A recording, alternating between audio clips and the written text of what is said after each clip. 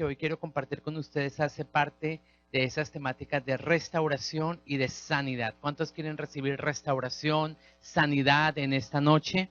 Entonces vamos a hablar de este principio y para ello quiero que me acompañe por favor al capítulo 5 del libro de Santiago y vamos a mirar juntos el versículo 16 y voy a hablar de el poder que hay en la confesión, el poder de confesar, el poder de sacar a la luz asuntos guardados de nuestro corazón. Santiago capítulo 5, versículo 16 dice lo siguiente, dice, confiésense unos a otros y oren unos por otros para que seáis sanados. ¿Cuántos quieren ser sanados? Entonces aquí hay un principio. Carlitos, te voy a pedir el favor de la extensión porque se me acaba de morir esto. Aquí hay un principio tremendo. La Biblia asegura que la sanidad será un resultado de la confesión. Confiésense sus ofensas, sus debilidades unos a otros para que sean sanados. La integridad, la honestidad, no es algo con lo que uno se topa cuando sale a una calle y lo encuentra en una esquina. La honestidad y la integridad tiene que ver con decisión. Integridad tiene que ver con decidir ser íntegro. Y Dios está pidiendo y Dios está demandando de su iglesia precisamente esto, que seamos una iglesia íntegra, que seamos una iglesia honesta, que seamos una iglesia santa, porque Él viene por una iglesia santa, por una iglesia sin mancha, por una iglesia sin arruga. Y la integridad, insisto, no es algo con lo que uno se topa de repente. Uno no es íntegro por si acaso, uno no es íntegro de repente, uno es íntegro como resultado de una decisión. Hay gente que puede ser honrada, pero no íntegra.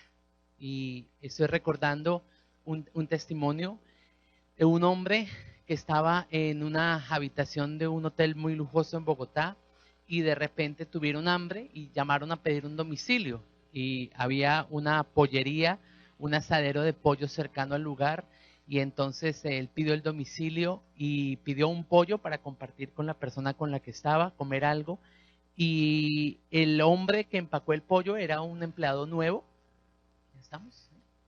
Era un empleado nuevo y él dice que en el afán, porque era un asadero muy, muy famoso de la ciudad, entonces en su afán él no empacó el pollo en la caja, sino que empacó el producido del día. Como un despiste, ellos guardaban dinero en una de las cajas y este hombre se confundió y en vez de mandar el pollo que pidió por domicilio, le mandó fue el producido del día. Entonces imagínense que esa caja no iba con un pollo, sino que iba con una cantidad de dinero impresionante. Entonces llegan, el botón es al cuarto del hotel y señor, acá está su pollo. Entonces ese hombre, venga, vamos a comer pollo, abrió la caja y de repente encuentra una cantidad de dinero allí. Y entonces pues la mujer con la que él estaba se emocionó toda, pero él dijo, no. Tenemos que devolver esto porque esto no es nuestro. Yo soy una persona honrada, yo soy una persona que en ese sentido no hago negociaciones y vamos a devolver esto. Entonces él llamó a la pollería, el dueño ya se había dado cuenta de lo que había pasado y entonces le dijo, señor, yo acá tengo una caja con un dinero que no me corresponde, yo solo pedí un pollo, por favor tráigame mi pollo y venga yo le devuelvo su plata. Entonces este hombre se puso, mejor dicho, feliz de la alegría, el dueño de la pollería, y entonces quiso llamar a los noticieros porque él quería realzar la actitud de este hombre, él quería reconocer la actitud de este hombre, y vino las cámaras y todo esto para la entrega del dinero, y cuando le están entregando su pollo y retornando su dinero, este hombre lo coge aparte y le dice, venga, yo no puedo salir en cámaras, yo no puedo salir por televisión, nadie puede saber que yo estoy acá. Y el Señor le dice, pero ¿por qué? Si el acto que usted acaba de hacer es un acto de generosidad y de honradez. Dijo, no, porque la mujer con la que me estoy acostando no es mi esposa. Entonces uno puede ser honrado, pero no íntegro. Y la integridad es un concepto que abarca mucho más de lo que nosotros muchas veces pensamos. Se puede ser honrado, pero no necesariamente íntegro. Integridad, insisto, no es algo con lo que usted se topa en la esquina. Integridad no es una casualidad, la integridad parte de una decisión de su corazón. Y si usted quiere ser íntegro, si usted quiere ser una persona que deje un legado de integridad en sus hijos, en sus generaciones venideras, usted tendrá que prestar mucha atención a este principio que si lo aplica va a cambiar trascendentalmente su vida. El poder que hay en la confesión.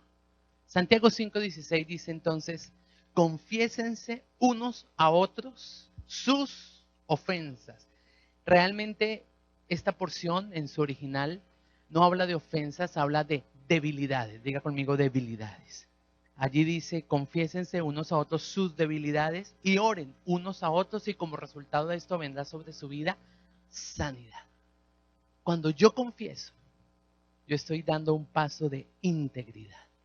Cuando yo saco a la luz asuntos que están guardados en mi corazón, eso va a repercutir en mi sanidad, en la sanidad mía y en la sanidad de mi entorno. Por eso aquí hay mucho poder en este principio, el principio de la confesión. Confesión tiene que ver con exponer, confesión tiene que ver con sacar a la luz, confesión tiene que ver con descargarse.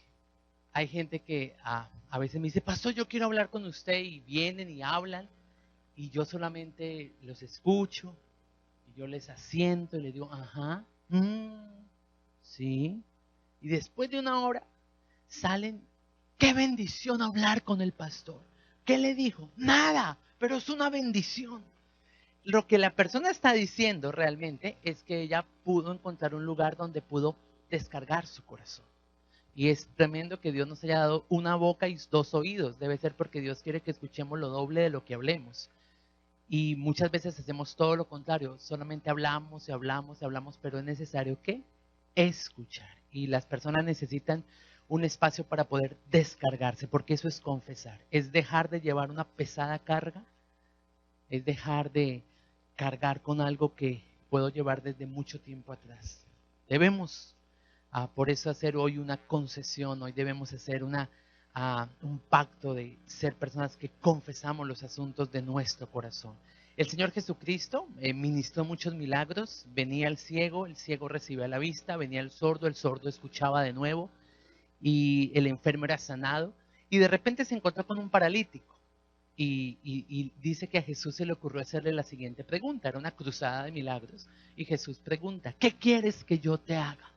Yo me imagino a Pedro, Jesús, obvio, pues está enfermo, es paralítico, ¿para qué le preguntas eso? Pero Jesús tenía una intención y la intención era provocar que él ¿qué? Confesara, que él le dijera cuál era su necesidad. Ahora, ¿Dios la conoce? Sí, pero a Dios le gusta que usted se la confiese.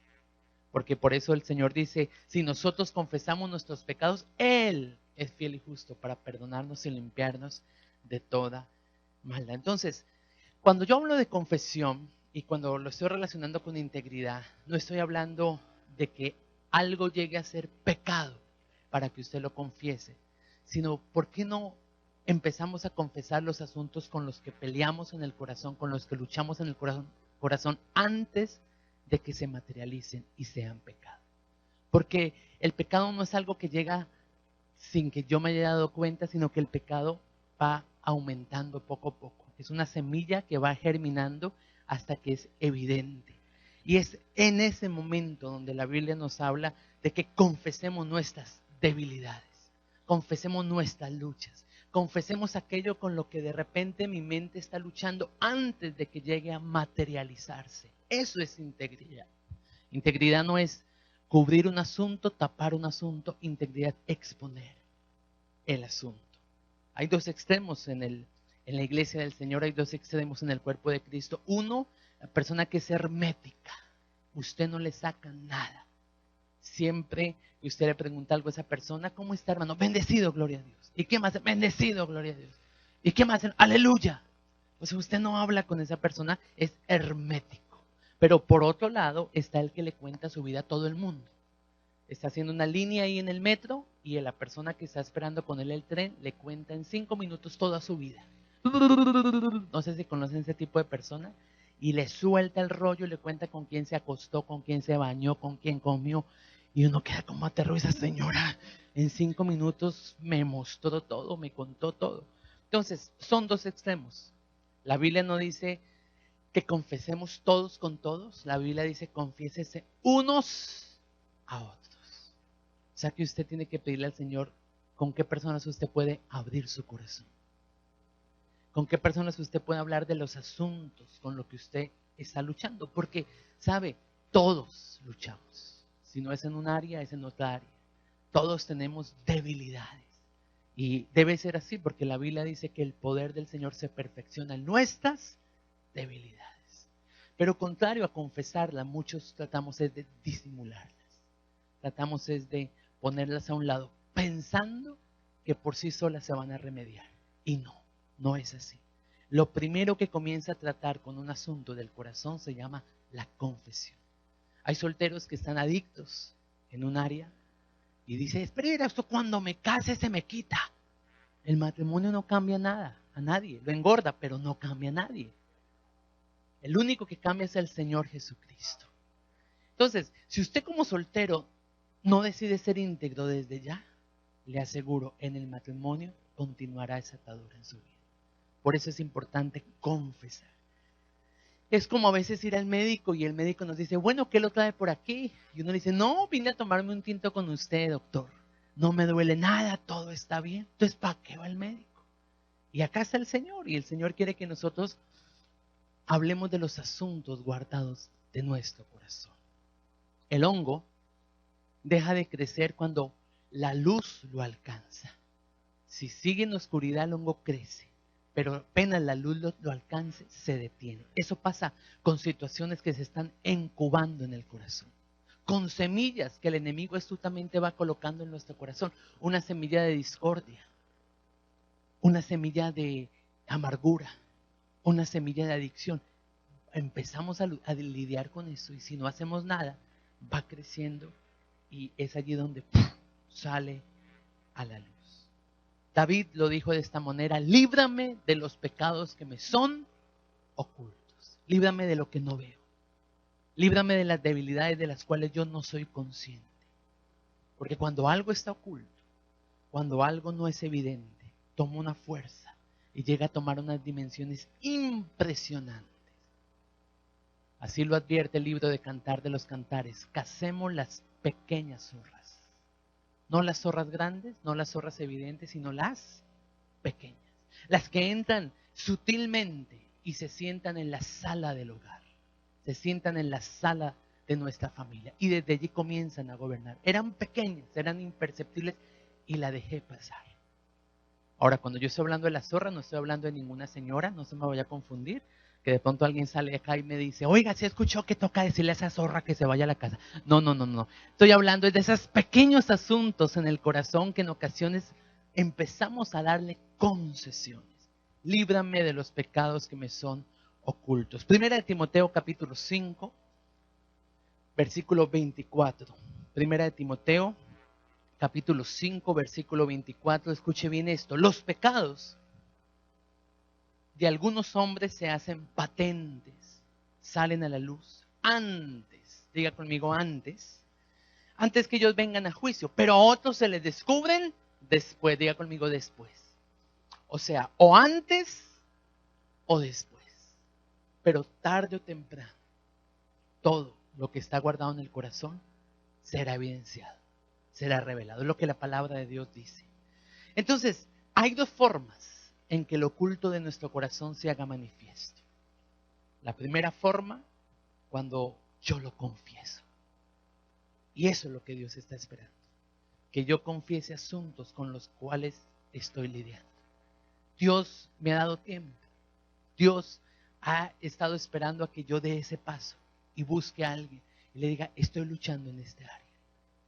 Esa es la primera forma y es la forma ideal en que Dios espera que yo hable de mis debilidades. Pero si usted no conoce el principio de la confesión o no lo hace parte de su vida, entonces viene la segunda forma en que saldrá a la luz. Y es que en un momento de presión saldrá lo que tiene usted guardado. Y algunos están bravos con Dios. Algunos dicen, Dios, pero ¿por qué permitiste que mi esposa me pillara con esa otra mujer? Indiscreto. Están bravos con Dios. Y creen que Dios lo que hizo fue como, ¡pum!, como hacerlos quedar mal. No, Dios sacó a la luz eso por amor. Porque la Biblia dice, conoceréis la verdad y la verdad nos hará libres. Entonces el Señor nos ha dado tiempo para que yo busque, lo busque a Él, busque a otra persona, a ese alguien del que me habla Santiago y confiese mis debilidades, porque somos sanados de esa forma, cuando lo expongo en la luz. Una persona que estaba escuchando este tema, al final del tema me compartió y me dijo que había obtenido una liberación impresionante porque él luchaba en el área del dinero. Él era una persona que tenía un cargo de manejo y confianza en su institución, en la empresa. Le habían dado una caja menor para que él la custodiara, para que él la administrara. Y dice que él empezó a tener luchas, no pecado, pero sí empezó a tener situaciones de dificultad en su mente. Él empezó a pensar lo siguiente, él empezó a decir, yo acá tengo $5,000, yo puedo hacer un recibo, inventar un recibo, tomar algo de esa plata y pagar los recibos de los servicios públicos de mi casa, porque están que me los cortan. Y es algo humano, es algo natural, es algo que uno pues, en un momento dado lo puede considerar. Y ahí estaba eso en su mente, ahí estaba el asedio del enemigo, ahí estaba el asedio de esa situación. Hasta que después de escuchar el tema invitó a cenar a su esposa. Y le dijo, amor, quiero hablarte de algo, quiero hablarte de mis debilidades. Y quiero hablarte de una debilidad. Tengo una debilidad en el área del dinero. Y empezó a compartirlo. Se me está pasando por la mente tomar dinero, justificarlo, engañar, mentir. Y eso fue increíble porque mientras él lo estaba confesando, él mismo dijo, ¿cómo se me ocurre hacer esto? Su esposa le dijo, jamás lo vas a hacer, vamos a luchar juntos, vamos a levantar juntos, si es el caso, buscamos otra fuente de ingreso, nos reducimos en gasto, pero nunca vas a transar con la integridad. ¿Y qué fue lo que lo liberó al de ese paso? El poder de la confesión. Entonces, ese es el punto el que el Señor quiere ministrar en esta noche. Que nosotros tengamos hoy un compromiso y de acuerdo a su espíritu busquemos esa persona o esas pocas personas a las que yo les podré abrir mi corazón para poder confesar asuntos que sin que se llegue a ser pecado están luchando en mi interior. Salmo 32, versículos 3 al 5, quiero hablar de David, el rey David, un hombre llamado conforme al corazón de Dios. Era un hombre seleccionado, escogido por Dios con grandes propósitos, pero escuche bien, era una persona que tenía debilidades. ¿Cuál era la debilidad de David? Usted sabe, su debilidad eran las mujeres. Y mire la conclusión a la que él llega en este salmo. Salmo 32, versículos 3 al 5. Mientras callé, mientras me mantuve callado, mientras guardé el asunto, ¿qué pasó con su cuerpo? Se envejecieron mis huesos en mi gemir todo el día.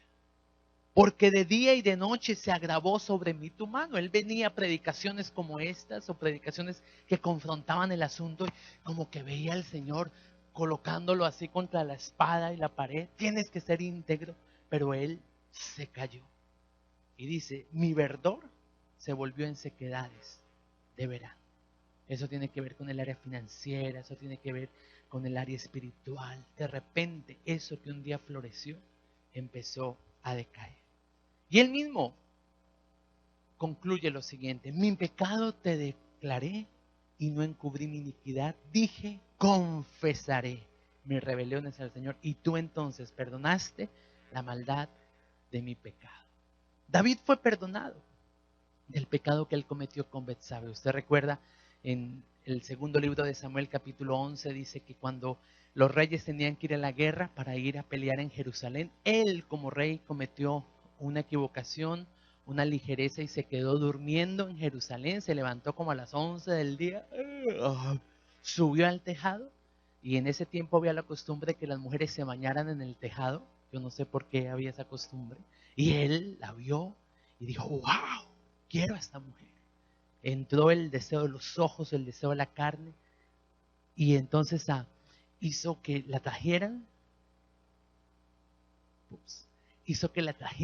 Se acostó con ella y cometió un pecado, cometió adulterio. Y él pensó que él podía tener esto guardado. Ahora, es la tendencia de todos nosotros. ¿Se acuerdan de Moisés? Mató a un egipcio, lo escondió, miró para donde los hebreos, miró para donde los egipcios, pero se le olvidó mirar. Lo escondió, lo guardó. Entonces David se hizo el bobo. David, pues como era rey, ¿quién le iba a decir algo? Entonces él dijo, yo hago lo que quiero porque soy el rey, acá soy el que mando, pero sigo siendo el rey, con dinero y sin dinero, hago siempre lo que quiero. Hasta que ¿quién llegó? Natán. Era tremendo, o sea, admiro profundamente a Natán, porque su ministerio, su llamado era muy difícil, porque era el profeta de Dios para el pueblo, y dentro de ese pueblo, ¿quién estaba? El rey. Y un día Dios le visitó y le dijo, Natán, tienes que ir a donde el rey y tienes que confrontar lo que está guardado. Tremendo. ¿A cuánto les gustaría que el Señor les pusiera ese encargo? ¿Amén? Ah, no, yo no. Tremendo eso. O sea, ir a donde esa persona de autoridad, a donde su jefe, a donde el presidente, a donde el alcalde, y confrontar. Ahora, fue tan tremendo que Dios le dio la gracia. Y una gracia porque él empezó a contarle como un testimonio. Hey David, imagínate este testimonio.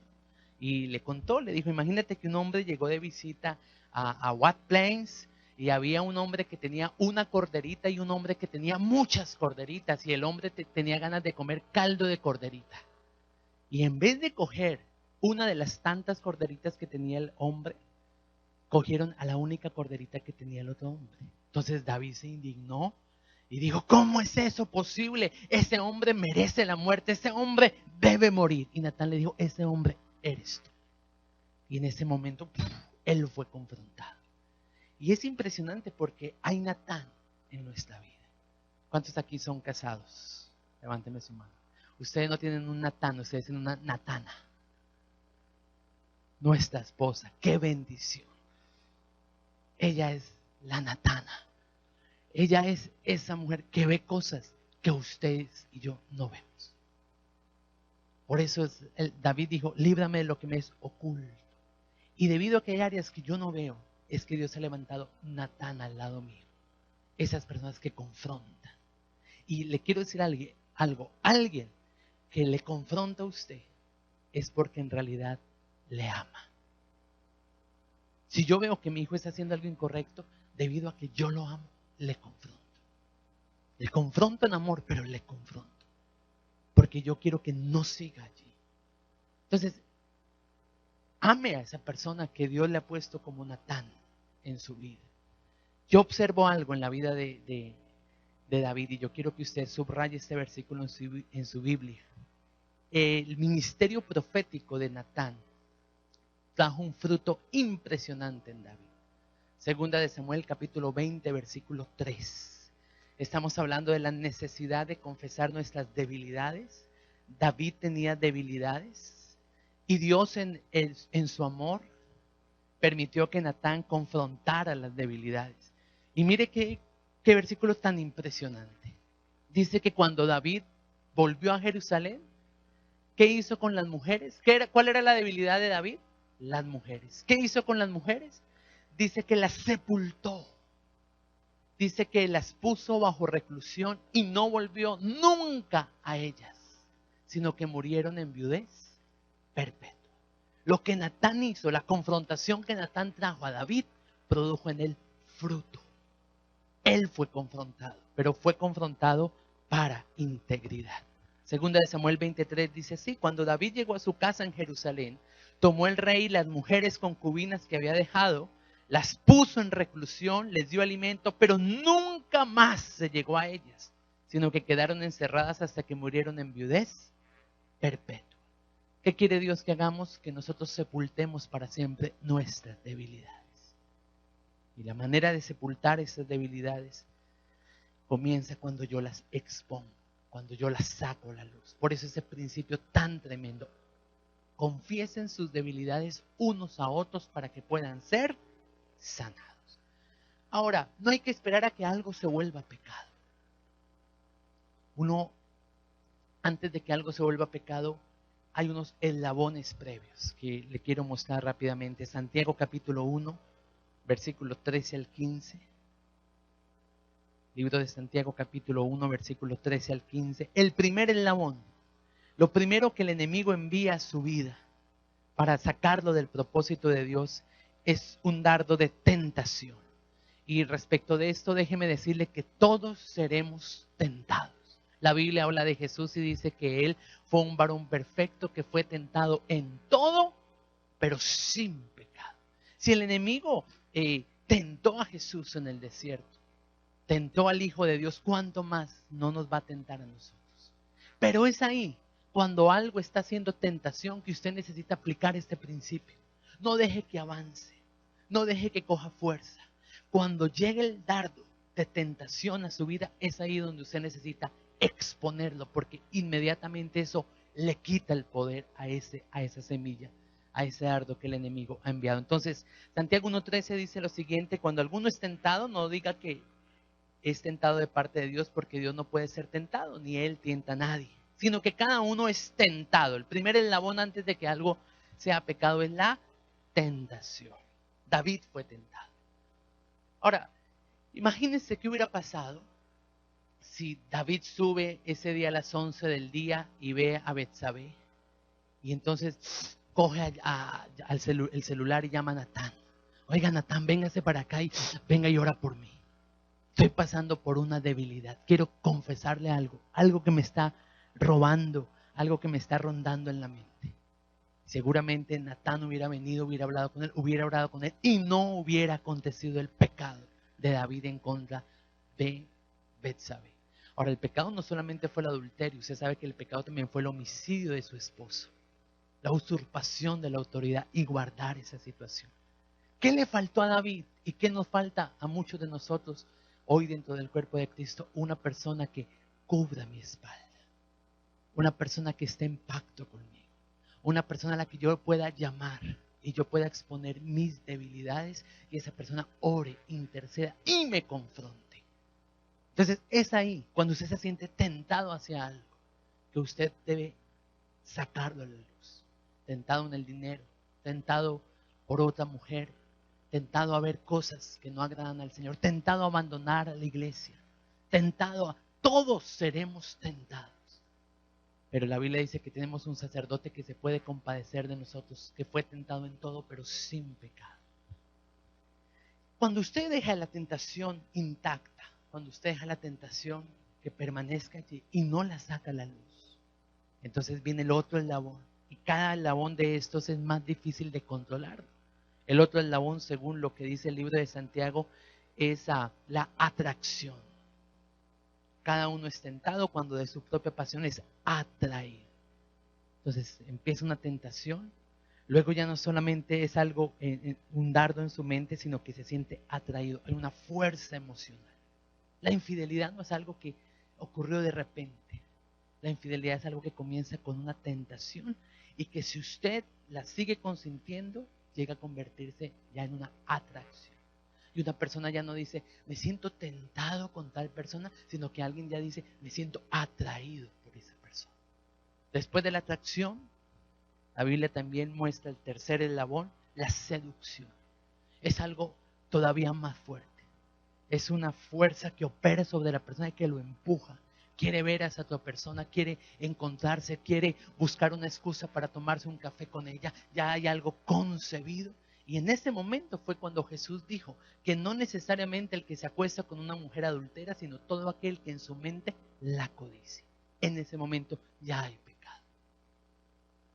Y en cualquier momento de esos usted puede sacarlo de la luz.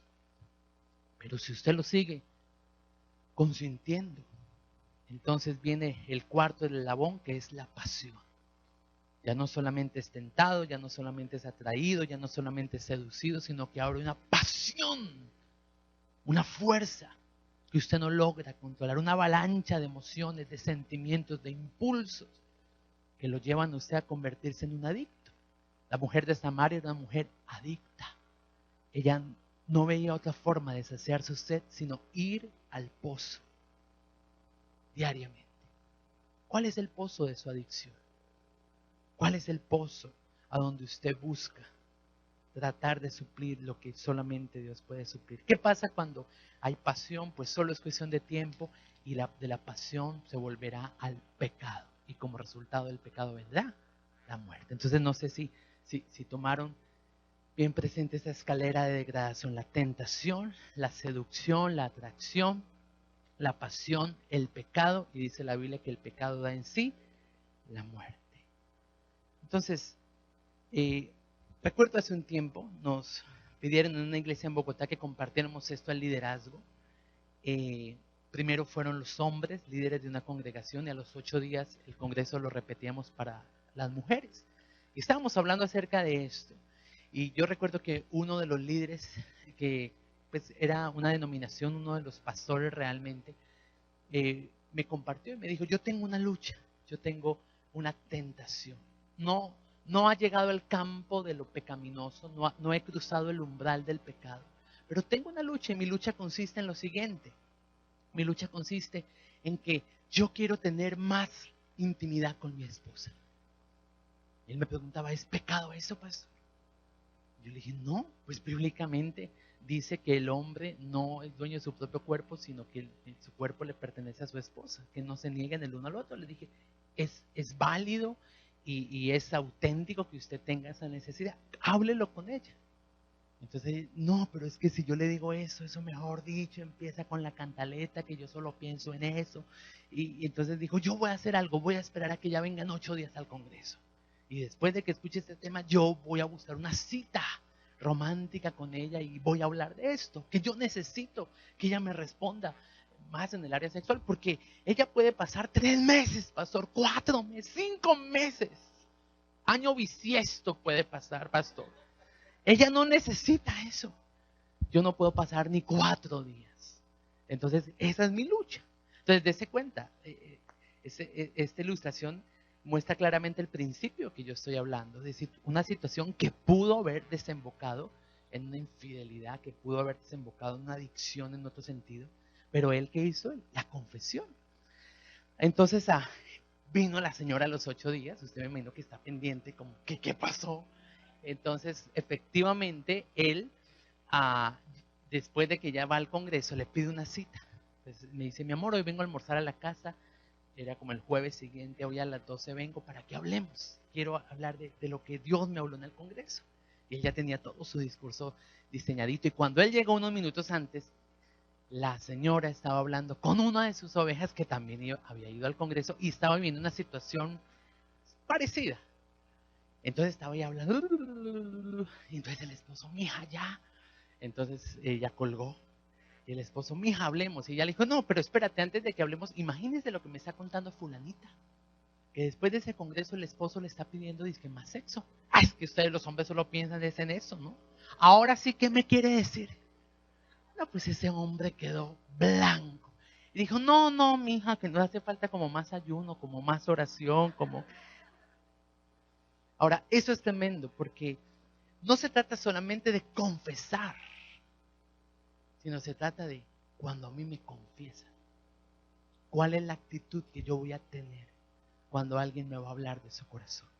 ¿Cuál es la actitud que yo voy a tener cuando mi esposa quiere hablarme de una de sus debilidades? Yo recuerdo en un congreso de parejas, mi esposa les dice a todas las mujeres que estaban ahí con sus esposos: coloque 10 características de su príncipe azul. Y eso sí, todas cogieron: rubio, mono, caballeroso, que me lleve flores, que huela rico, que tenga la chocolatina en el abdomen, así.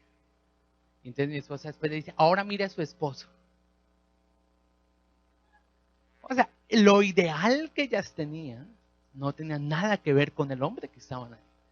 Eso muestra que hay debilidades, pero no se trata de ocultarlas, no se trata de disimularlas, sino más bien de confesarlas.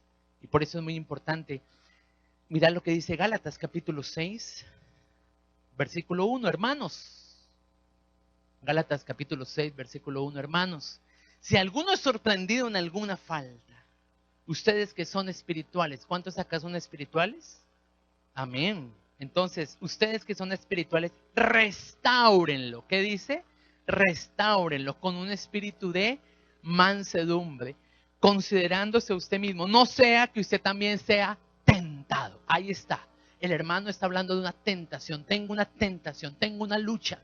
Me está pasando eso en mi mente. Él lo confesó y la persona que recibió esto lo hizo llena de misericordia, llena de compasión, porque entendió, hoy es él el que está pidiendo, mañana puedo ser yo. Considérese usted mismo, no sea que mañana usted sea tentado. La actitud que yo debo tener cuando alguien me confiesa es mansedumbre. Cuando su esposo le dice, mi amor, quiero abrir mi corazón contigo. Usted no puede empezar a prejuzgarlo, no puede empezar a golpearle emocionalmente, a recordarle su pasado, porque el problema de muchas mujeres no es que sean histéricas, sino que son históricas. Tienen un récord detallado de los errores de su esposo y en la próxima pelea le van a sacar ese récord con lujo de detalles. ¿Qué pasó con Adán? Cuando Adán pecó, dice que él se escondió. Se escondió detrás de un árbol. Dios bajó a tener comunión con Adán y empezó a llamarlo, Adán, Adán. Y él estaba escondido. Sus ojos habían sido abiertos. Se había dado cuenta que estaban desnudos. ¿Y qué hizo Adán? ¿Y qué es lo que nosotros tendemos a hacer? Nos escondemos y usamos una hoja de higuera que tapaba su desnudez. Cuando Dios lo ve con esa hoja de higuera, Dios, ¿qué es eso? Adán pensó que con la hoja de higuera él podría cubrir su debilidad. Y no sabía que el sol, tarde o temprano, la quemaría. ¿Cuál es su hoja de higuera? Que es aquello donde usted esconde sus debilidades. Eso es algo que nosotros hemos llamado nuestro código de honor. ¿Cuál es su código de honor? Que le impide a usted reconocer que como cualquier otra persona usted tiene debilidades. Que como cualquier otra persona usted necesita que otros oren, que levanten sus brazos, que le den un consejo. Porque todos estamos en ese deseo genuino de querer ser como Cristo, pero ninguno lo ha alcanzado. Necesitamos crecer los unos con los otros porque ese es el diseño de Dios para la iglesia. No se trata de que usted llegue solo a la meta, se trata de que llegue como parte de un equipo, ayudando a otros cuando caen. Y cuando usted cae, ser ayudado por otros. ¿Cuál es su código de honor? Para nosotros los que ministramos de tiempo completo, un código de honor, una hoja de higuera que se vuelve muy frecuente es que yo soy pastor. Y les voy a decir esto, yo tengo confianza para compartir esas cosas con usted. Una vez en un congreso de jóvenes, yo estuve compartiendo acerca de algunos principios de sexualidad y un joven me preguntó y dijo, wow, qué bueno que nos hablen de esos temas. Y él decía, pastor, yo pensé que los predicadores no tenían pipí. Porque me hablan de tantas cosas, pero no de las cosas con las que yo lucho a diario. Y a veces, sin darnos cuenta, nuestros mensajes se vuelven tan marcianos. Y necesitamos identificarnos. Necesitamos hablar de lo que la Biblia presenta con claridad. Y nuestro código de honor como pastores es ese. No, yo soy pastor. Oiga, pastor, ¿usted tiene debilidad? No, yo soy pastor. Ahora, yo sé que no es lo que pasa aquí porque conozco el corazón de esta casa. Pero estoy hablando en términos generales. Nosotros tenemos la oportunidad de ministrar en muchos congresos donde hay pastores y créame, lo más difícil de ministrar son los pastores. Porque tienen un código de honor. Tienen un código de honor como que yo no necesito eso. Como que ese asunto no es conmigo. Eso es una hoja de higuera. Eso no va a resolver el problema. Y tarde o temprano se quemará. Y como lo leímos al comienzo, antes o después eso saldrá a la luz. Otra hoja de higuera frecuente, y más en Latinoamérica, Suramérica, es el machismo que lleva a los hombres a decir, es que yo soy hombre. Y ahorita ministramos aquí y derramamos el corazón y de pronto hay un hombre que dice, yo no lloro porque yo soy hombre. ¿Cómo así que yo voy a pedirle perdón a mis hijos? No, soy un hombre. Ese es su código de honor. Tal vez lo que sus hijos necesitan es eso, verlo usted quebrado, verlo usted llorando, verlo usted humano, verlo usted necesitado de un abrazo de sus hijos. Porque lo han visto tan inalcanzable que ese código de honor les está impidiendo a ellos conectar con usted.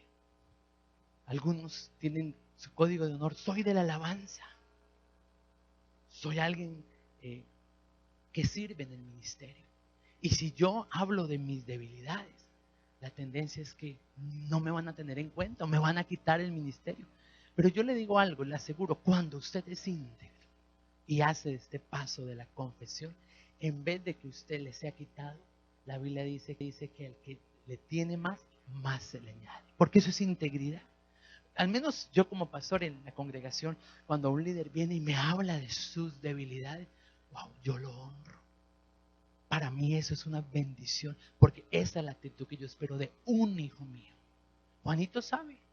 Un día, ahorita él está desescolarizado porque está homeschool, pero hace como 2 años le pusieron una nota en el cuaderno. Y era una nota como injusta, pero le pusieron una nota. Y estaban jugando un partido de fútbol y entonces perdieron por un gol. Y mi hijo más o menos le dijo a la profesora, profesor, es que no vale, porque es que el portero de allá estaba más gordito. Entonces, esa era la razón por la cual no habían metido el último gol. Entonces, la profesora más o menos la nota que me puso ahí fue que él le había dicho al otro niño gordo, pero él después no explicó bien la situación. El punto es que cuando él llega, y yo lo estoy esperando del colegio, él me dice, hola papi, y busca su maleta, tengo una nota.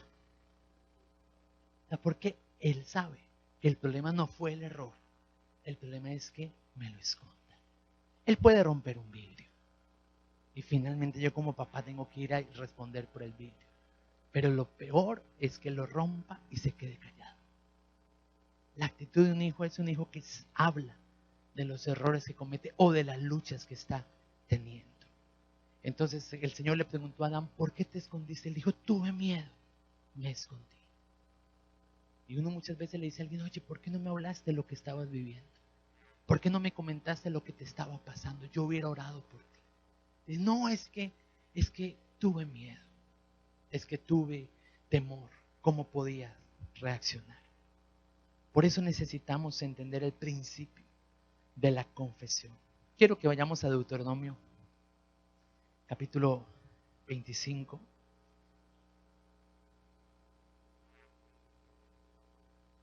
Porque hubo un pueblo que atacó a Israel por su retaguardia. Deuteronomio 25, versículo 17. Mientras lo va buscando, cuando usted entre en tiempos de guerra espiritual, usted va a tener que entrar en guerra en contra de este espíritu, el espíritu de Amalek, los amalecitas. Son espíritus, Deuteronomio 25, 17 en adelante. Escuche, son espíritus que atacan la retaguardia. Son espíritus que no le atacan a usted de frente, sino que atacan su retaguardia. El hermano Juan, ¿cierto? Y su esposa, ¿cierto? ¿Pueden venir acá para una ilustración? Tranquilo, no les voy a profetizar. No es que ahora uno se asusta cuando lo llaman al frente. Solamente sé que ellos son esposos y me va a servir mucho la ilustración que quiero dar en esta noche. Vengan para acá, aquí al frente. Muy bien. Es Juan y es Mari, ¿cierto? Juan y María. Eso. Listo, muy bien. Entonces, mi hermano Carlos, que siempre me ayuda, usted va a venir a atacarlo a él. Entonces, usted va a ser como el que viene a atacarlo en un tantico. Estoy hablando de los amalecitas. Dice lo siguiente este versículo, acuérdate, dice Dios, de lo que hizo Amalek contigo en el camino. Ahora, ¿dónde ataca ese espíritu? En el camino. Cuando usted ha decidido entregar su vida a Jesús y el pueblo de Israel estaba desprendiéndose de Egipto, estaba dejando el mundo, la adicción, el pecado, ellos estaban en el camino de abandonar, ahí es donde este espíritu ataca. Cuando usted toma esa decisión, por eso este tema tiene que ver todo con integridad. Y dice lo siguiente, acuérdate de lo que hizo Amalek contigo en el camino cuando salías de Egipto, cómo te salió al encuentro en el camino y sin ningún temor de Dios te desbarató la retaguardia. ¿Qué es la retaguardia? Lo que usted no ve. Donde usted no tiene ojos, porque Dios le dio ojos para ver por delante. La retaguardia es lo que usted no ve, lo oculto, los errores. Por eso yo digo que tenemos unas natanas. Cuando yo a veces hago un comentario imprudente, por debajo de la mesa yo siento un puntillazo del tacón de mis ¡pac! Y dije, ¡oh! Ella cubre mi retaguardia. Ella me dijo, la embarraste. ¡Oh! Entonces, ¿cómo él vino, te desbarató la retaguardia de los débiles, las debilidades? ¿Quiénes estaban detrás del pueblo de Israel? Los niños y las mujeres. Las mujeres y los niños. Cuando nosotros tenemos eventos, lo que más cubrimos en oración es nuestro hijo, porque es lo más débil que tenemos. Si el enemigo nos ataca, lo podemos hacer frente, pero si ataca a nuestro hijo, toca nuestra retaguardia. Entonces dice que otra característica es que el pueblo estaba cansado y sin fuerzas. Mucho cuidado esos que se la pasan diciendo que es que está cansado. Cansado de orar, cansado de ayunar, cansado de ir a la iglesia, cansado de creer. Cuidado porque eso le abre una puerta a ese espíritu. Por tanto, dice el Señor, cuando el Señor te entregue la tierra prometida, borrarás la memoria de Amalek de debajo del cielo. Punto y coma, no lo olvides. O sea, Dios es reincidente diciéndome, no se la voy a olvidar. Tenga cuidado. O sea, la voz de Dios es muchas veces como la voz de la mamá.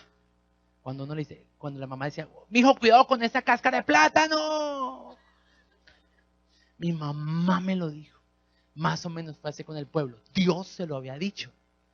Cuidado, no lo olvide. Y lo olvidó. Porque cuando Dios le entregó la tierra prometida, el primer rey sobre Israel fue Saúl. ¿Y recuerdan cuál fue uno de los errores de Saúl? Que dejó vivo a un amalecita. Ahora, ¿quién termina con la vida de Saúl y con la de sus hijos en el último capítulo de Primera de Samuel? Un amalecita. Todo aquello que Dios le dice en esta noche a usted, que mate, que saque de su vida y que usted lo deja vivo, podrá terminar matándolo a usted. Ese es un principio. El amalecita. Entonces ahora sí vamos a la ilustración. Un matrimonio tiene tres facetas. Primera faceta, cara a cara. Entonces, esto me habla de intimidad. En el Edén, Adán y Eva estaban cara a cara. ¿Sí? Así estaban. Así quiere Dios que yo tenga una relación con Él, cara a cara. Muchos me preguntan, pastor, hoy en día nos están diciendo muchas facetas en el área de la intimidad. ¿Usted qué piensa? Yo creo que el principio se mantiene, una relación cara a cara. Lo demás lo metió el mundo. Muy bien, segunda faceta de esta relación, hombro a hombro. ¿Por qué? Porque hombro a hombro construyen. Hombro a hombro salen adelante. En Bogotá hay una expresión que es el que se casa, quiere casa y un costal para su casa. O sea, vamos a construir juntos, ¿no? Eso, un costal para la plaza. Vamos a construir juntos, vamos a progresar juntos, vamos a sacar nuestros hijos. Eso es otra faceta. Pero la faceta de la que le quiero hablar en esta noche no es la de cara a cara, no es la de hombro a hombro, sino la de espalda con espalda. Ahí está. Eso. Muy bien. Cuando el amalecita venga, o más bien cuando el enemigo venga a atacar a Juan, él puede defenderse. Cuando él quiera atacar su retaguardia, ¿con quién se va a encontrar?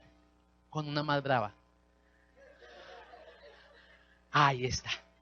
O sea, esto es un principio tremendo. Ahora, lo estoy poniendo en matrimonio porque qué mejor que mi esposa conozca mis debilidades.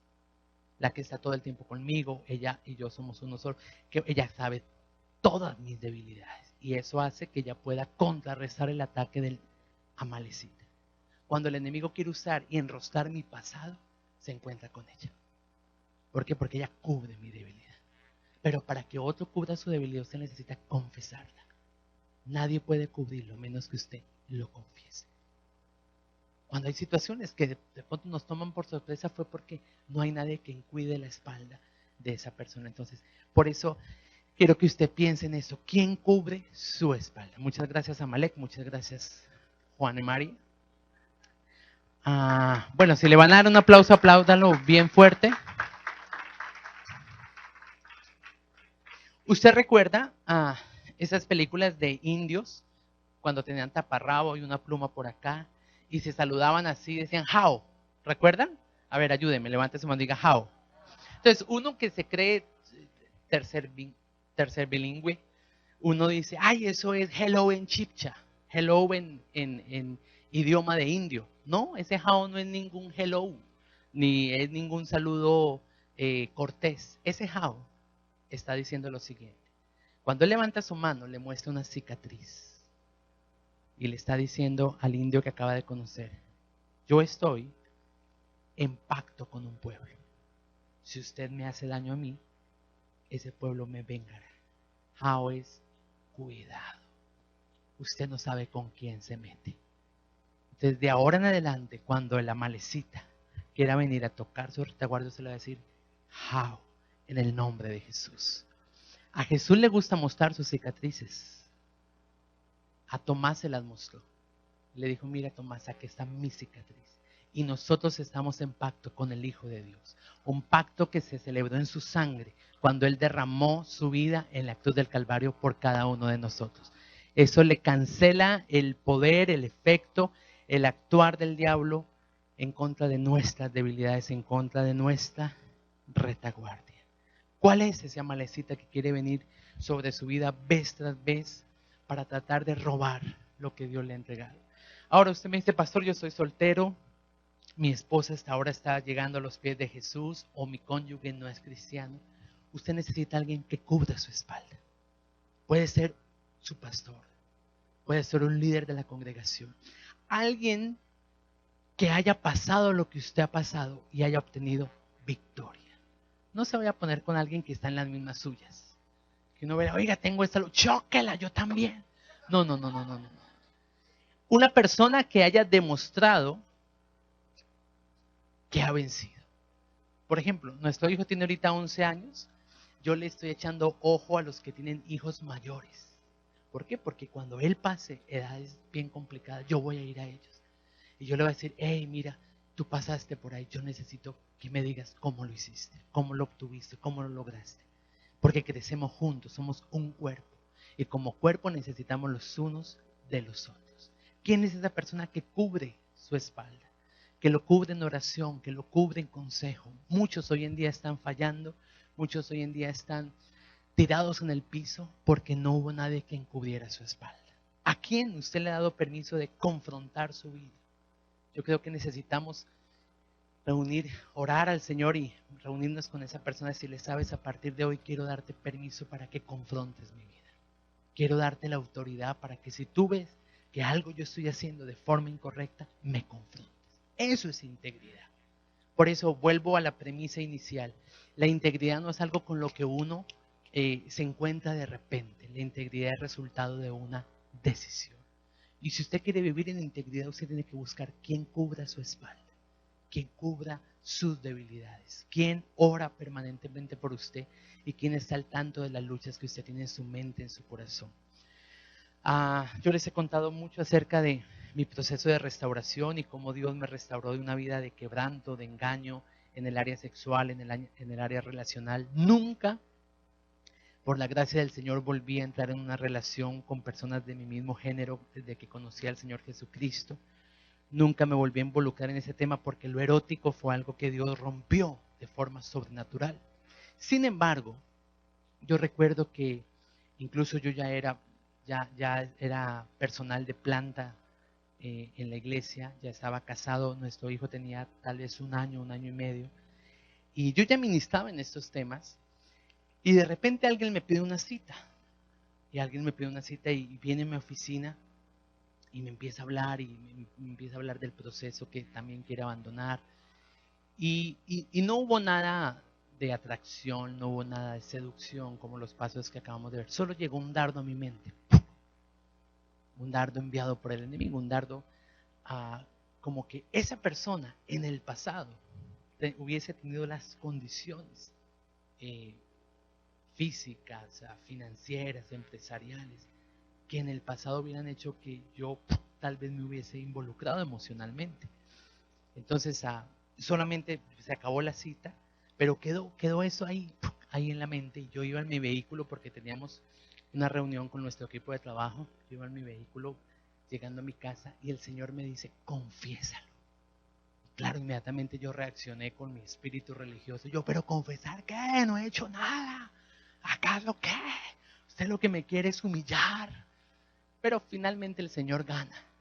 Y yo llegué a donde mi esposa y le dije, Linda, quiero hablar contigo. Y le conté esto. Le digo, voy a atender a una persona y pasó esto. Llegó esto a mi mente. Y fue tremendo porque en el momento en que lo estoy confesando, como eso que el enemigo de alguna forma hubiera podido usar, se rompió. Esa como magia que en un momento dado empieza a haber en ciertas relaciones, esa hechicería que empieza a haber en algunas, ese erotismo empezó a romperse, se desquebrajó inmediatamente. Yo hablé con mi esposa oró por mí, me bendijo, tomé a mi hijo en mis brazos y fue algo lindo y pues yo le doy gracias al Señor porque mi esposa no solamente ha sido esa heroína invisible que aceptó la nueva criatura que yo soy, sino que en todo este proceso siempre ha batallado al lado mío, cubriendo mi espalda. Uh, y cuando ya estábamos en la reunión, empezaron a llegar nuestros discípulos y en la adoración el Señor me dice, confiésalo otra vez. Yo no, pero mi esposa y ahora, ¿qué quieres? ¿Que yo sea la basurita de todo el mundo? Y finalmente vuelvo y hablo, le digo a mi equipo de trabajo, hoy quiero compartir algo que pasó. Y les confesé, les abrí mi corazón y yo dije, uy, esto me va a quitar autoridad. Ahora era una mentira del diablo porque no me quitó autoridad. Primero porque no hubo ninguna situación de pecado, solamente hubo la exposición de un dardo que llegó a mi mente. Y cuando lo confesé, lo increíble fue que todos ellos empezaron a abrir su corazón. Y se creó una atmósfera de libertad impresionante donde ellos podían hablar de los asuntos más guardados y entre todos pudimos orar y cubrir nuestra espalda.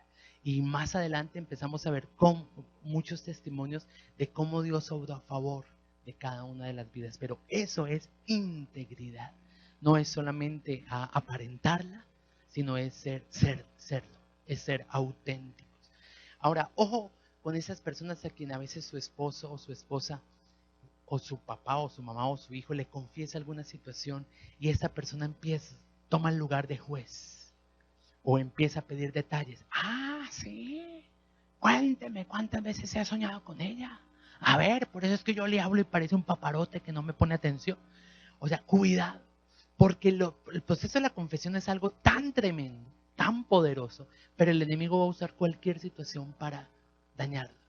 Y muchas veces cuando yo empiezo como a demandar o a exigir detalles, empiezo como a decir que me cuenten las situaciones específicas, es ahí donde se puede dañar ese proceso y es ahí donde podemos atentar contra el verdadero propósito de la confesión. Santiago 5:16, confiésense sus ofensas unos a otros para que sean sanados. Hay sanidad y hay integridad cuando yo confieso. Yo quiero que nos pongamos en pie.